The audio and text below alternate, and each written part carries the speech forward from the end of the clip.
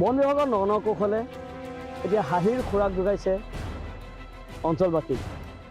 হাঁহিৰ খোৰাকৰ লগে লগে চিন্তিত হৈছে গাঁওবাসী, কিয়নো আজি 20টা দিন অতিক্ৰম কৰিলে বৰ্তমান সময়তো বন বিভাগে বাঘটো কৰায়ত্ব কৰিবলৈ সক্ষম হোৱা নাই। দুদিন ধৰি বাঘটো নিৰুদ্দেশ হৈ আছিল যদিও যি পৰহিৰ পৰা বাঘটো পুনৰ সন্ধান পোৱাত বন কৰ্মীসকল তেওঁলোক আহি স্থানত উপস্থিত হৈছিল আৰু তাৰপিছৰ পৰা আকৌ পুনৰ তেওঁলোকে প্ৰচেষ্টা আৰম্ভ কৰিছিল বাঘটো কৰায়ত্ব কৰিবৰ বাবে। যি কি নহওক, যি বন ৰজা, সেই বন ৰজাই 5জনকৈ লোকক আক্ৰমণ কৰাৰ পিছতেই কিন্তু তেওঁলোক বৰ্তমান সময়তো চিকিৎসাধীন হৈ আছে। তাৰ পিছতেই এক আতংকময় পৰিৱেশে বিৰাজ কৰিছিল ধিঙৰ বাঘটো উপস্থিতিত, আৰু তাৰ পিছতেই সাপ্তাহিক বজাৰো বন্ধ কৰি দিয়া হৈছিল।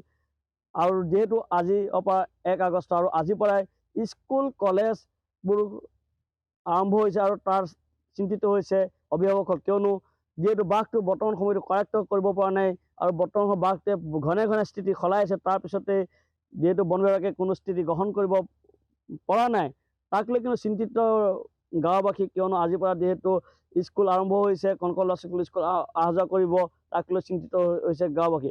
এইখিনি এটা কথা ক'বই লাগিব যে বন বিভাগৰ লোকসকলে দিনে নিশাই কষ্ট কৰি আছে বাঘটো কৰায়ত্ব কৰিবৰ বাবে। তেওঁলোকে ন কৌশল অৱলম্বন কৰি আছে আৰু সেই ন কৌশলে যি গাঁওবাসী হওক বা অঞ্চলবাসীক তেওঁলোকে হাঁহিৰ খোৰাক যোগাইছে। তাৰ লগে লগে তেওঁলোকে চিন্তাত পেলাইছে গাঁওবাসীক।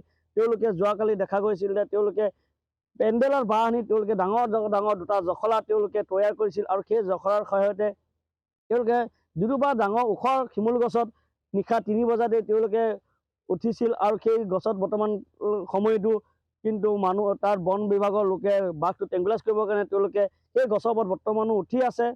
কিন্তু সেই সময়ত সেই স্থানত বৰ্তমান সময়ত বাঘটো আছে নাই কিন্তু বন বিভাগৰ, কাৰণ তেওঁলোকৰ হাতত কোনো তথ্য নাই, কিয়নো বৰ্তমান বাঘটো ক'ত আছে তেওঁলোকে বৰ্তমান গম পোৱা নাই।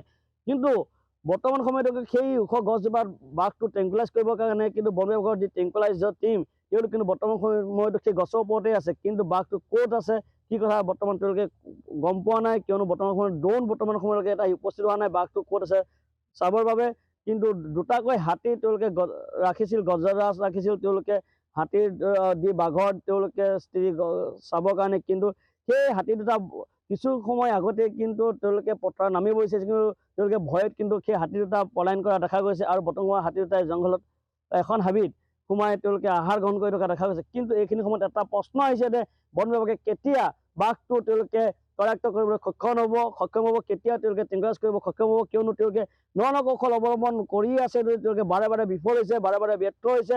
তেওঁলোকে সুন্দৰপুৰৰ পৰা জাল আনিছে, গ্ৰীণ নেট ব্যৱহাৰ কৰিছে, আঁঠুৱা ব্যৱহাৰ কৰিছে, ড্ৰোন কেমেৰা ব্যৱহাৰ কৰিছে, চেন্সৰ কেমেৰা ব্যৱহাৰ কৰিছে, GPS ব্যৱহাৰ কৰিছে আৰু আনকি তেওঁলোকে পিঞ্জৰাত ছাগলী দি ব্যৱহাৰ কৰিছে, গাহৰি মাংস ব্যৱহাৰ কৰিছে, ছাগলী ভূ ব্যৱহাৰ কৰিছে, কিন্তু তেওঁলোকে বাৰে বাৰে তেওঁলোকে বিফল হৈছে।